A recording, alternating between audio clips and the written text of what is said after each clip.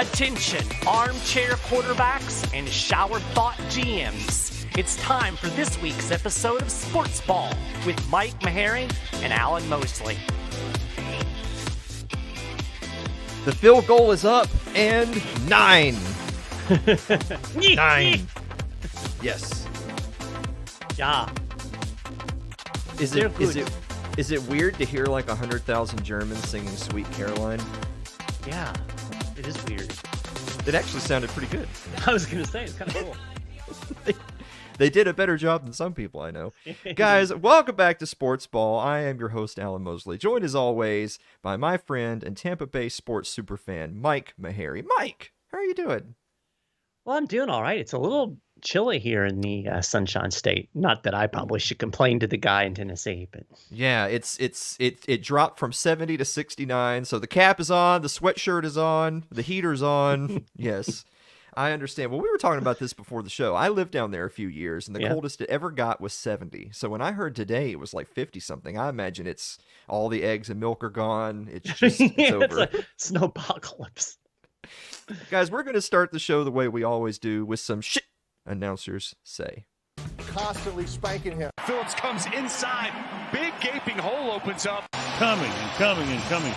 Stroking his with ease. Constantly spanking him. So there's Harrison Smith. Just a war daddy. Almost got his head taken off. Jesus Christ.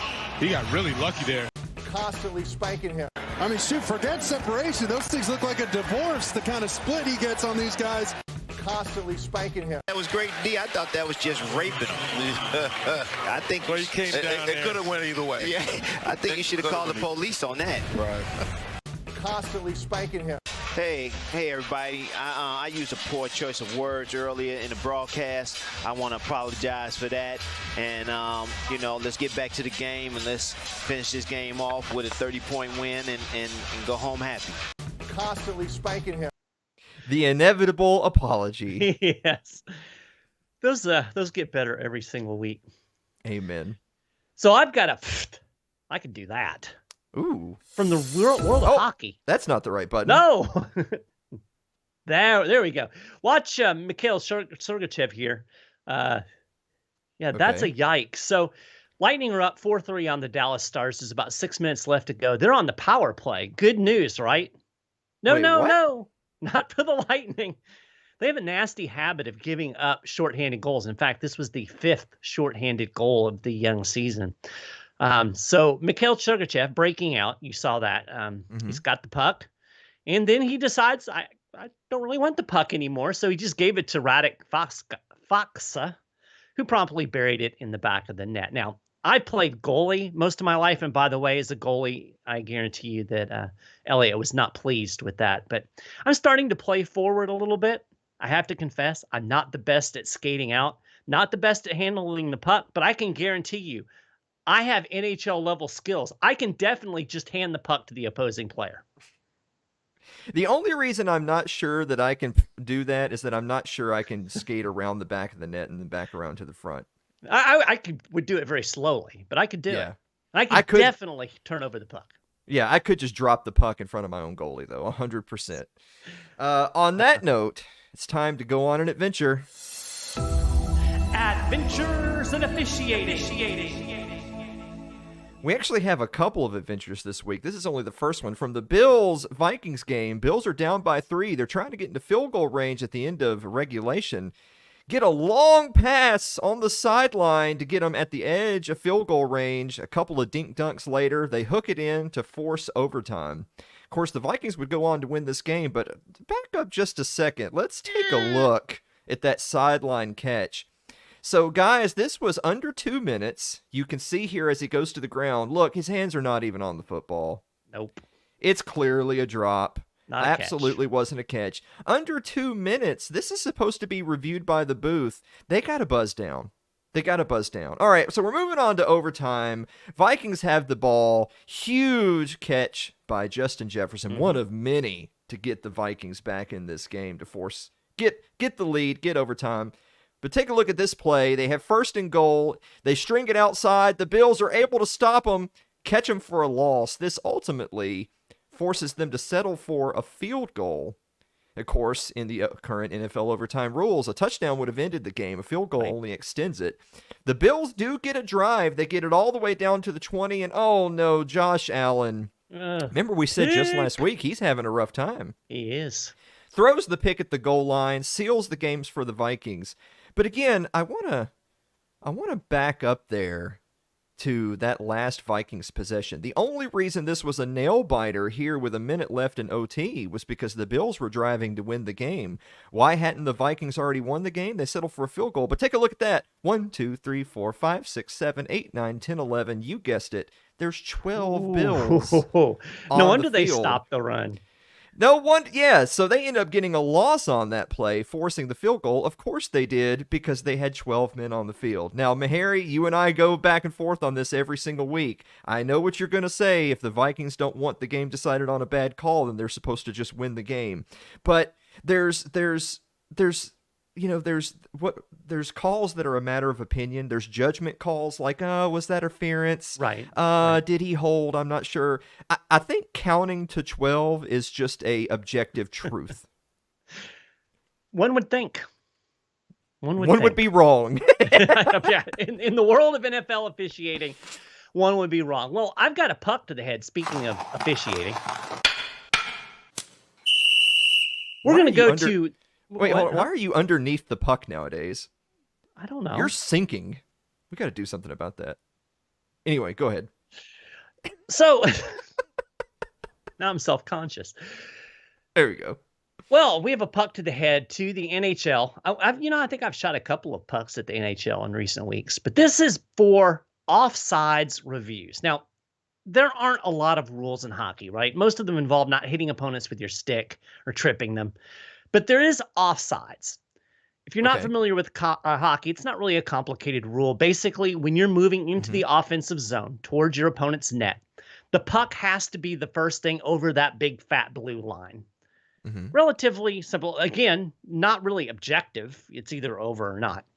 Now, interestingly, this is a reviewable rule. Say that 3 times fast. And there are not a lot of reviewable rules in hockey. Yeah. Now, you can see the reasoning behind offsides. You don't want somebody just cherry picking down by the other side's net. It forces the offense to establish possession in the zone. It kind of evens up the offense and the defense as they're transitioning across the ice. But here's the thing. The refs always catch blatant offsides, right? If the puck goes in and there's somebody 2 steps ahead of the puck, it's obvious. They actually have a referee whose job it is. He's called the linesman. He watches that blue line. He watches as the puck goes over. It's his job to call offsides. Even in beer league hockey, which is notoriously bad officiating because basically you just have Joe Schmo doing it because he gets $30. Even they almost always get a blatant offsides called correctly. So why do we have this reviewable rule? Well, it beats me because when it is reviewed, it's almost always a matter of just these like fractions of inches. Like you're having to go to the review, you're looking at the camera, or they're looking at the film, not film. Good grief, I just went back to 1980. They're looking at the digital picture, and they're doing it frame by frame to see when the puck went and is his skate. Oh no, his skate was up in the air. That's offside. It never has anything to do with the scoring of the goal. And that's, of course, the only time it's reviewed is if a goal has been scored. I don't understand why they're doing this.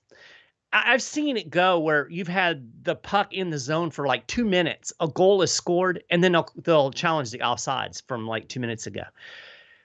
I get it. You want to get the rules right. That's always the kind of argument for review. If you're going to have a rule, you want it to be called correctly. But again, you're creating this long stoppage that has nothing to do with the actual impacting the play. You saw the picture at the beginning. You've got people staring up into space, and it's a frustrating rule. And of all of the things that they don't review in hockey, I find it ridiculous that this one thing they've decided to go to war with, and I don't like it, so I'm giving them a puck to the head. We're going to put a pin in that because I think that we're going to discuss ridiculous reviews and challenges and stoppages in the next segment. Ooh. But before we get there, Mike, I've got a yay or nay. Ooh, okay. I like these. Does American football, particularly NFL football, belong in Europe? Ooh, that's a good question. Now, we have NFL football in Europe, several games a year, mostly in London, although they had one this weekend in Germany. I think we're going to have the NFL in Europe just because there's a lot of money to be made. Do you know how many ticket requests there were for a 60,000 seat stadium in Germany? How many? How many ticket requests there were for this game? How many? Throw a number out there. I don't know. A couple 100,000. 3 million ticket requests. Wow. 3 million. Million with an M. So apparently there is some interest in NFL football, at least in Germany. Now, the question is, and this is, I guess, what we kind of need to hash out is, does that interest in that particular game, which has Tom Brady, who pretty much everybody, even if they're not into football, knows who Tom Brady is, and ironically, you have the Seattle Seahawks, who happen to be very, very popular in Germany because of reasons. So was that just because of this game? Is there specific interest in Germany, or can this translate to Europe? That's the question. Yeah, that's a big one, right? Because Germany's not Europe. Germany's Germany. And so the only reason we discuss NFL in Europe is because it's over there. And if you're going to have NFL as a franchises in Europe playing regular season games, it just stands to reason, like, you can't, like, one doesn't work, right? I mean, I feel like if you heard the news tomorrow that there was going to be a team in Europe, that would make sense. Like I don't think the NFL is going to relocate a bunch of teams, and I certainly don't think they're going to explode from like 32 to 48 teams overnight or anything like that. But it also seems like it's really difficult to have a team.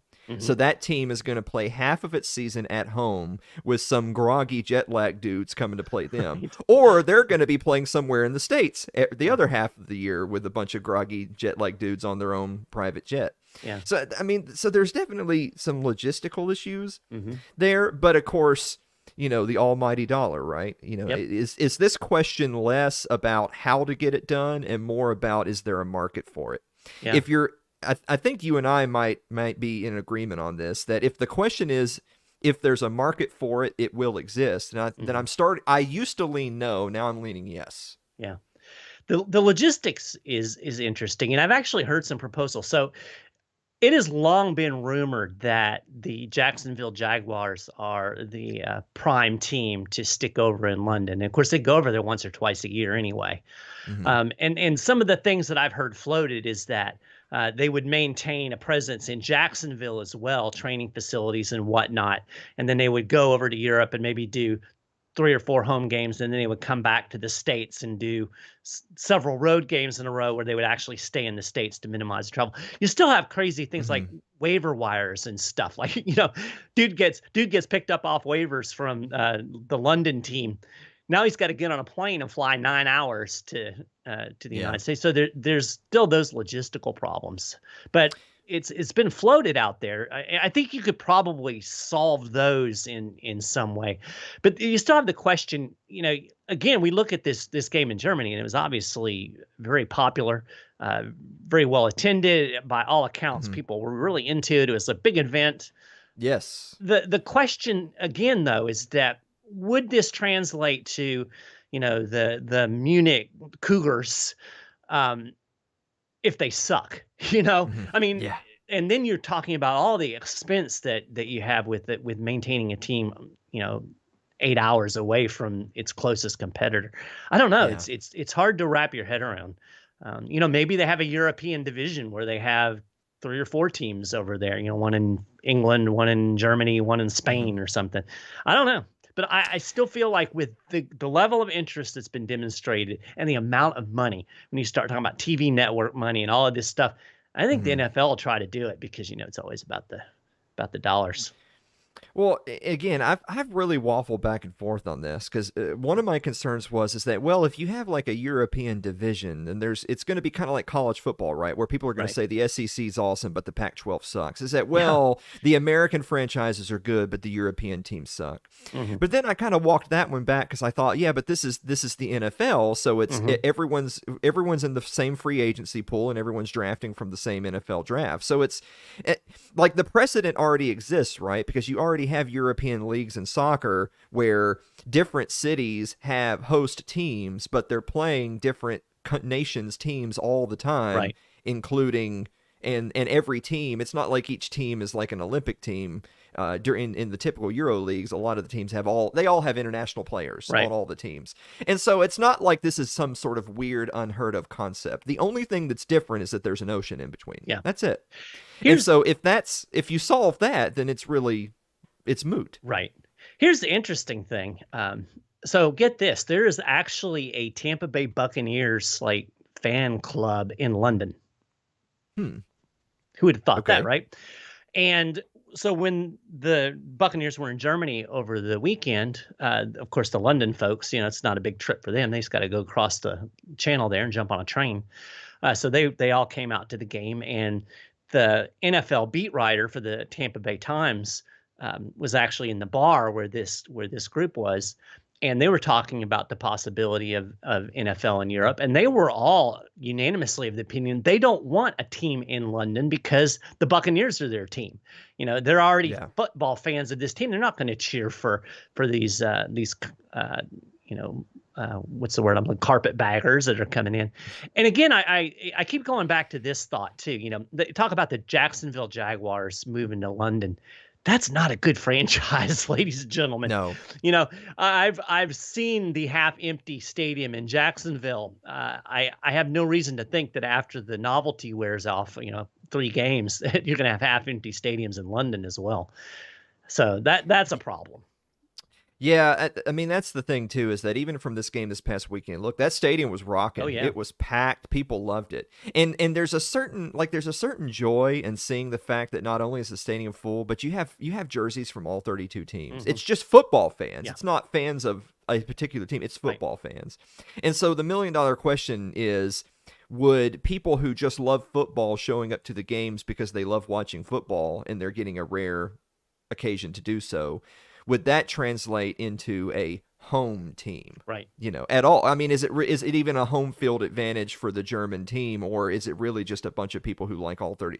But of course, again, we already have the Super Bowl, right? And fans of those teams don't watch the Super Bowl. It's too expensive. Right. The tickets are rare. It's usually just a bunch of corporate drones and business people and advertisers that are in the stands, and 3% fans of the team. Yeah. So again, the precedent's sort of already there. I don't know.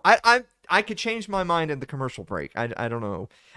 But you know what? Just based on the game this last weekend, go for it. Who cares? Yeah, it was fun. It was fun, especially since the Bucs finally won. Yeah. Oh yeah. Well, yeah. There you go. So if the German team wins, it'll be fun. If they don't lose, then we're gonna start a world war. All right, guys, we're gonna be back with some more adventures in officiating right after this commercial break. Don't go away.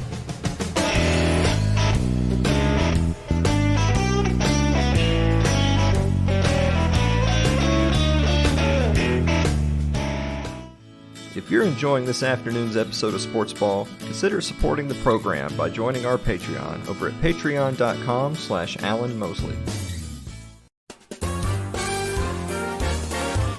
Tune in to It's Too Late with Alan Mosley, Wednesday nights at 9 o'clock Eastern Time on your favorite video platform of choice. Just search Alan Mosley TV.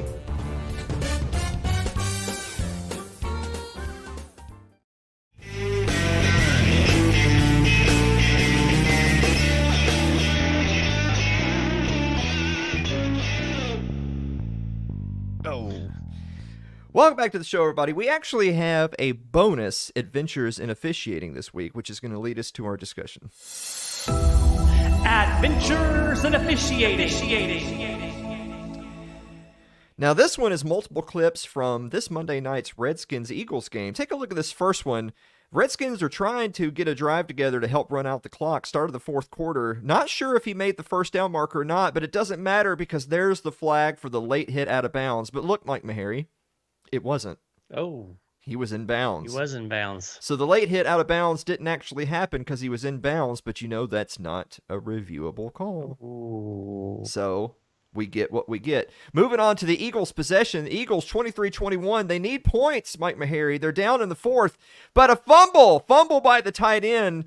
Now, the return is called back because they're saying he's down where he recovered the fumble, but look at this.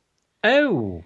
It's easier to make the tight end fumble when you're dragging him down by the face mask. Yes, it is. Now, it is number 52, Davis, is actually the one who recovers. So he's the one who drags him down by the face mask.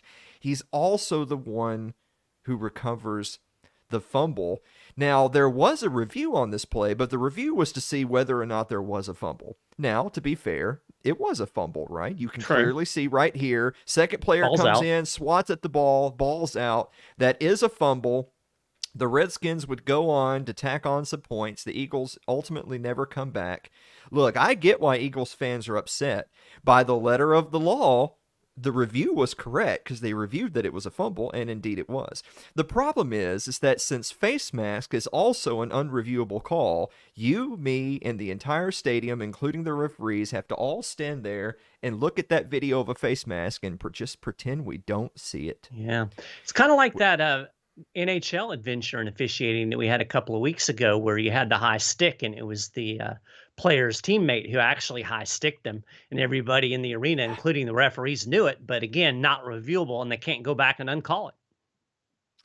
So that's going to lead us kind of to our second discussion topic this week, to review or not to review. Now, you already brought up the conversation about offsides in the NHL, and of course, we saw multiple examples from the NFL, but to kind of bring us to a broader conversation on instant replay and review is, are the games better with the instant replay we have, and should there be more or less?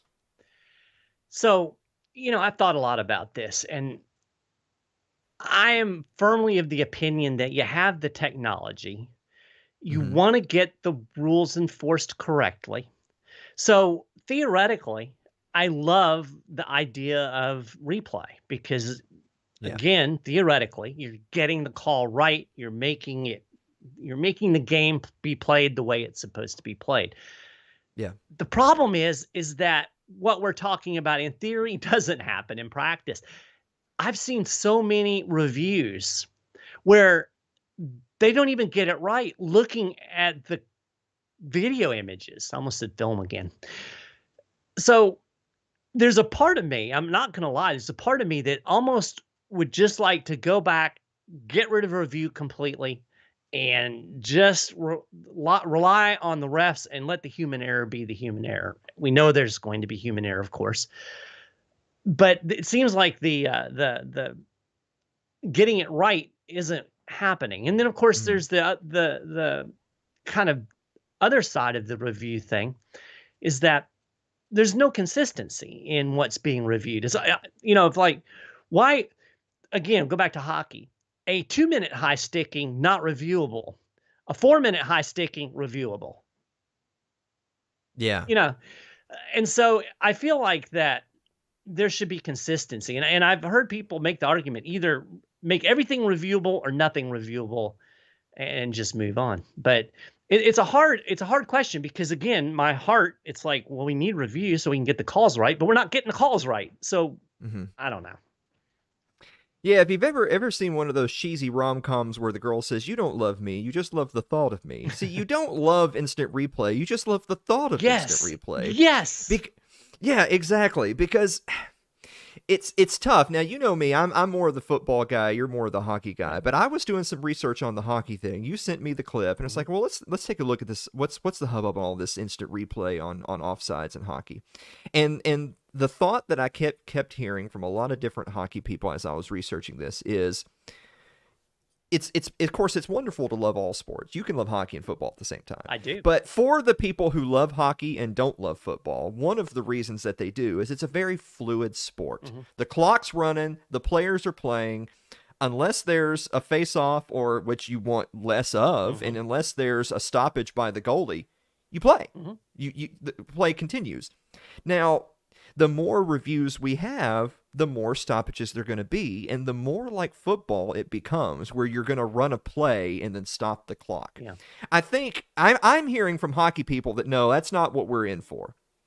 On the other hand, let's take this back to football. Right. In a sport where you already have clock stoppages, timeouts, running plays, dead balls, respotting, et cetera, et cetera. Mm-hmm. Why, to your point about the 2 minutes and 4 minutes, why have review some things and not other things? Right. If you are going to review some things and other things, what's the criteria for a penalty that should, or a play that should be reviewed and what's not? Because I think one of the things that gets in the way is there's a common sense approach. I take that back. There's rules as written versus rules as interpreted, as intended. Mm-hmm. Yes. And that creeps up in anything from children's board games up to professional sports. Right. And of course, the elephant in the room always is look, there's multi-millions of dollars at stake in these aren't games. Right. Professional sports aren't games. This is a multi-million-dollar business. Mm-hmm. And so you're going to have people say, hey, get it right. Yeah. I just bet $1,000 on my team, get it right. And I get that completely. Yeah. I want them to get it right too. So the side of us that has our heart in it says, let's just get it right.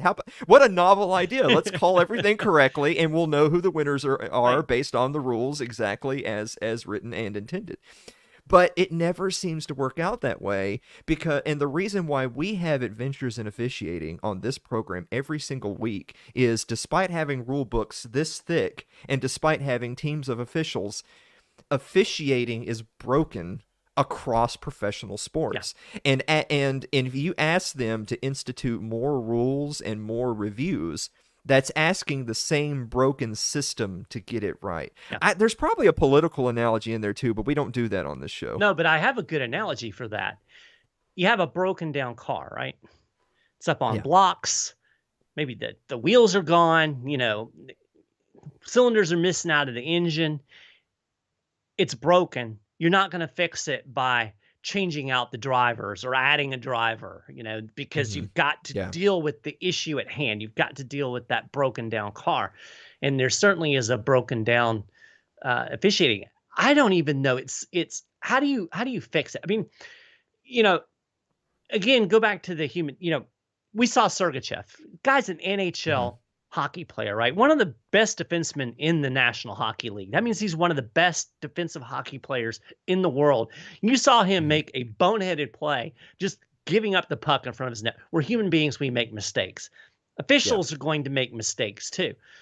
So there always will be that human element. So when we talk about fixing the broken system, I'm not even sure what that looks like. I just know that the result that we have now is the broken down car. And that's not fun. And you remember last year, or was it last year or 2 years ago? Seeing everything starting to run together when they were reviewing the pass interference calls. It got to the point where every time there was a completed pass, you were on the edge of your chair wondering, is this going to be challenged? I don't know. It's broken and frustrating, and then yet when they try to fix it, it just breaks it more and makes it more frustrating. As the fan, I don't know how to fix it. I mean, do you have any ideas? Well, I feel like the layman will say, well, why can't we get more calls correct on the field? Well, let's just hypothesize for a second that, the reason why we don't get more calls correct on the field is because, it's at game speed. There's a lot going on. You only have X amount of what is it? 3 in the NHL? Is there 3 guys on the ice? 4 on the ice. 4 on the ice. You have like 8 or 9 guys in the NFL. Well, I mean, why isn't there more? Why aren't there more officials? We already have the technology to have like the Sky Cam and New York can buzz in and say, hey, you need to check this call. Well, why don't we have a booth there at the stadium with a guy who's actually wearing the zebras, watching the plays with a buzzer that's instantaneous? If there's any logistical reasons why not, I promise you multi-billion-dollar leagues like the NFL can figure it out. Right. If they're not, it's because they don't want to. Well, let's call it what it is. They don't want to. Think about the technology available. I could solve the offsides problem, put a chip in the puck. Yeah. I mean, they do it. Well, They've been talking about putting chips in footballs and goal lines for the end zone for not even years, decades at this point, and it hasn't happened. Yeah, we still have 2 old men with sticks and chains measuring the distance of the ball. So, yeah. It's a good point that while I feel like see, this is another one of those things where my opinion has evolved, because I used to lean hard towards review everything. I don't care how hard it is or how long it takes or how much money. I definitely don't care how much money it costs. These people got money. Right. I want it right. I want it right. Mm-hmm. It's way more frustrating for it to be wrong. Yeah, absolutely. Than for it to take an extra. Especially when your team is losing a game.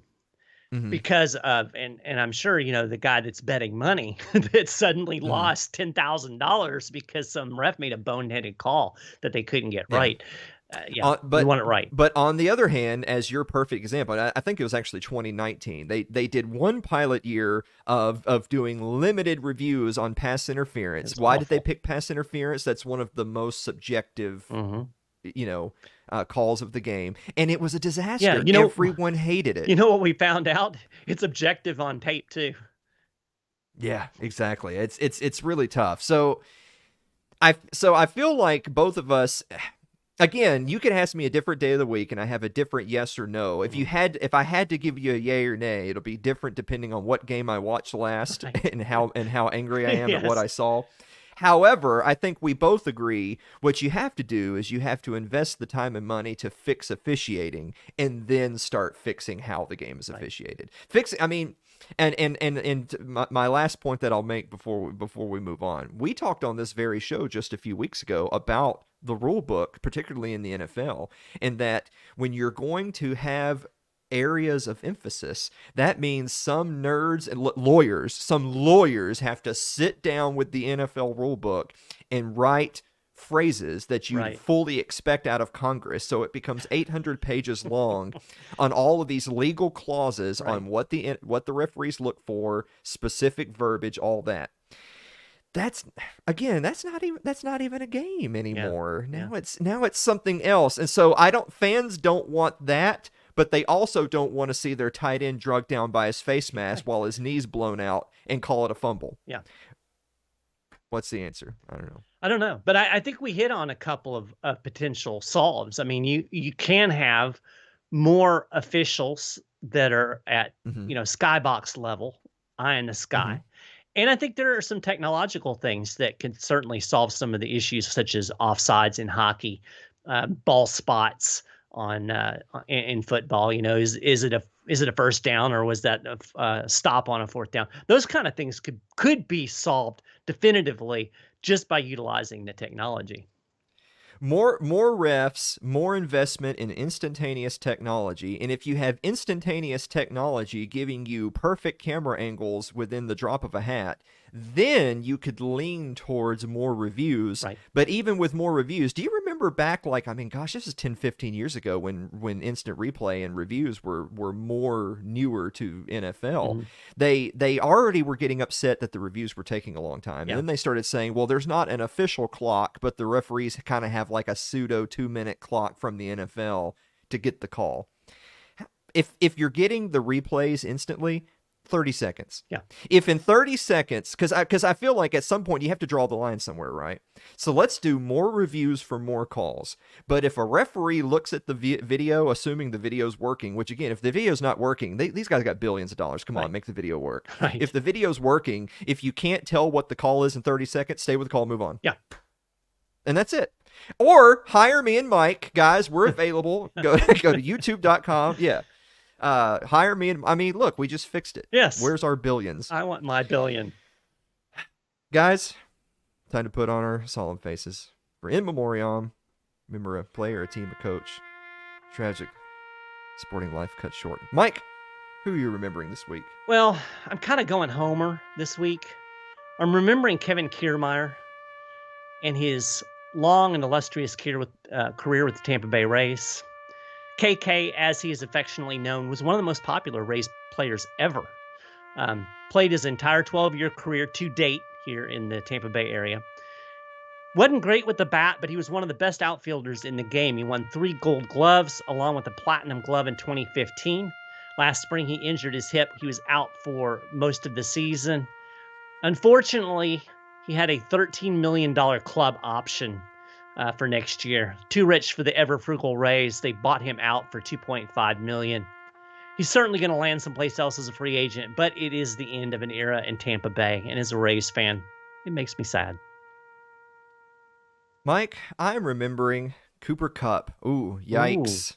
And by the way, Cooper Kupp's not the guy upside down right there. Just pointing that out. Cooper Kupp, wide receiver of the Rams. He's having a tightrope surgery on his high ankle sprain, suffered in the Rams' Week 10 loss to the Arizona Cardinals. Kupp is heading to the IR for which might not be the rest of the season, but it's going to at least be 5 to 6 weeks. LA sits at 3-6 on the year. Mike Maharrey, has there ever been a more irrelevant defending Super Bowl champion than these Rams? There might be, but I don't remember. Yeah, that's a nasty injury too. Those high ankle sprains are hard to heal. As someone who has 0 good ankles and 2 bum ankles, I can attest to that. We're moving on to picks to wrap up the show. We're going to start in college football. How about this? Number 7 USC Trojans, who are not out of the playoff race. If you believe anyone cares about the Pac-12, they're already out if no one cares about the Pac-12.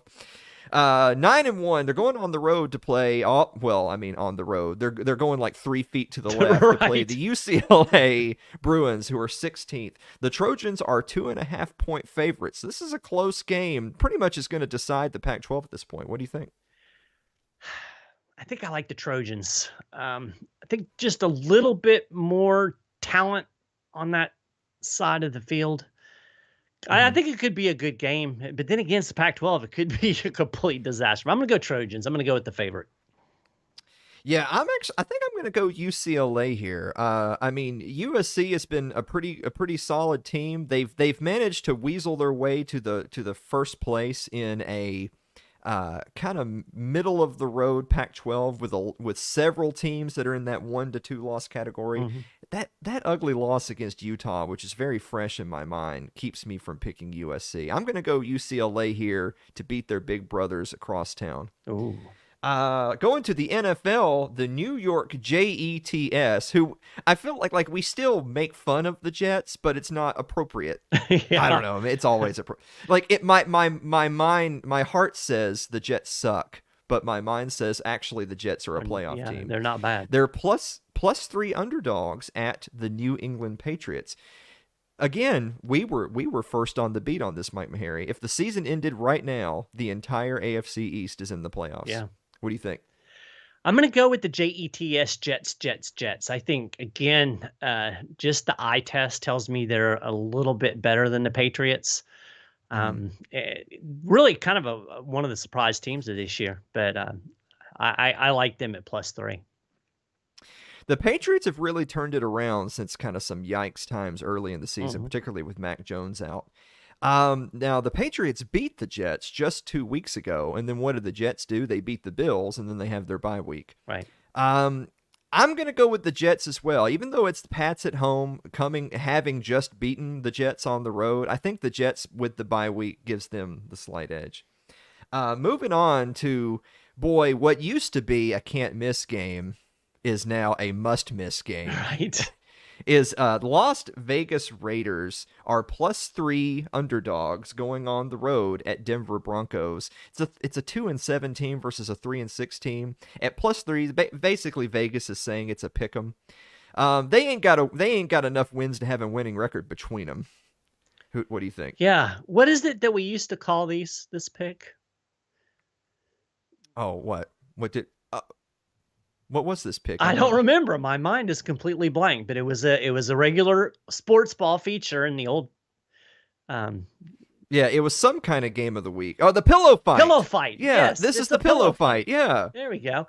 I'm going to go Denver just because playing at home, Denver's ostensibly a hard place to play, and I think there might be some weather out west.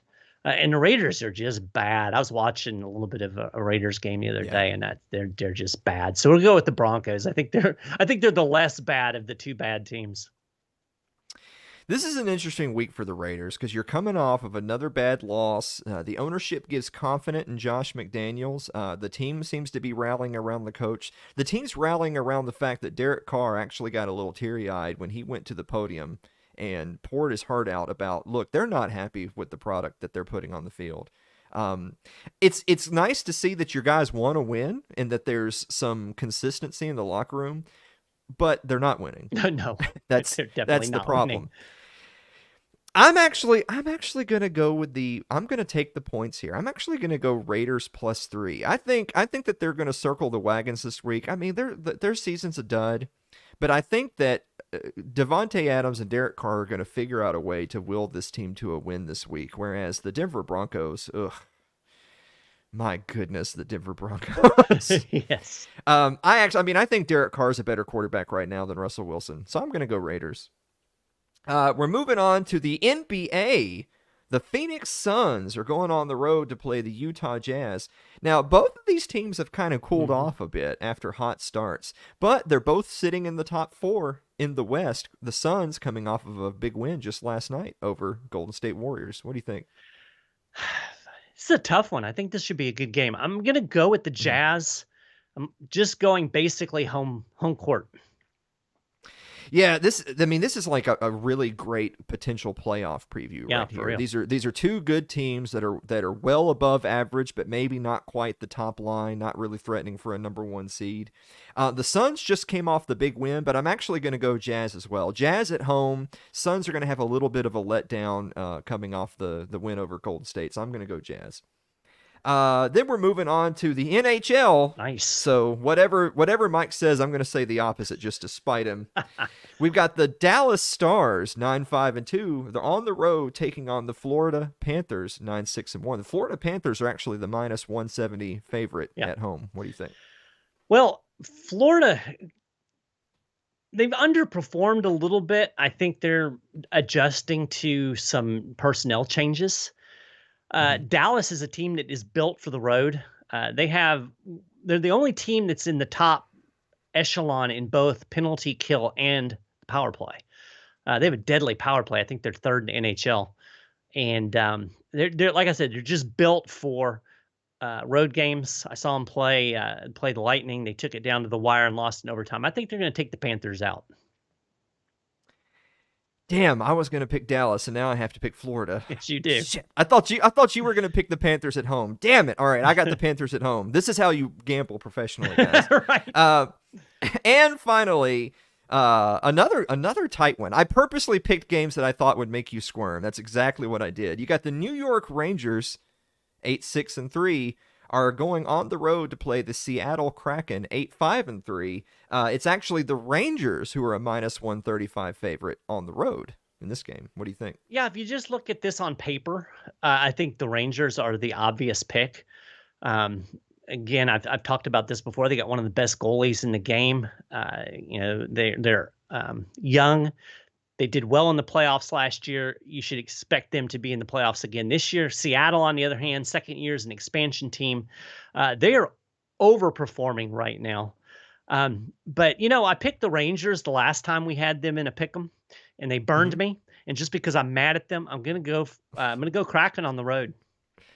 Okay, great, because I was picking Rangers. Oh, thank God. All right, I'm going Rangers. We'll see how it is. You guys don't realize this, but Mike knows that a few hours after we do SportsBall, he gets a little buzz on his phone. It's me showing him what picks we got wrong. Yes, that's what it is. Mike, usually it's a lot. Yeah, usually it's the whole segment. Yeah, Mike, do you have a final thought?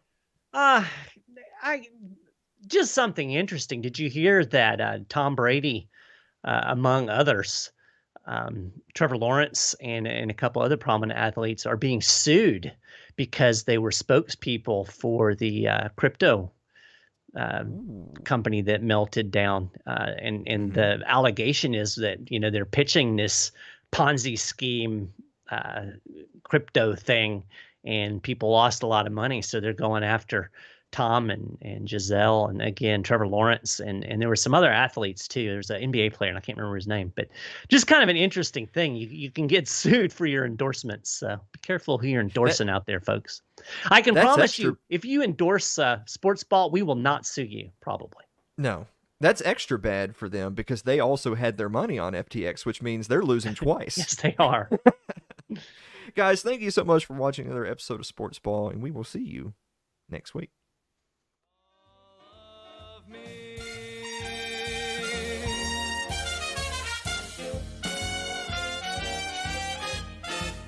You have been listening to SportsBall with Mike Meharry and Alan Mosley.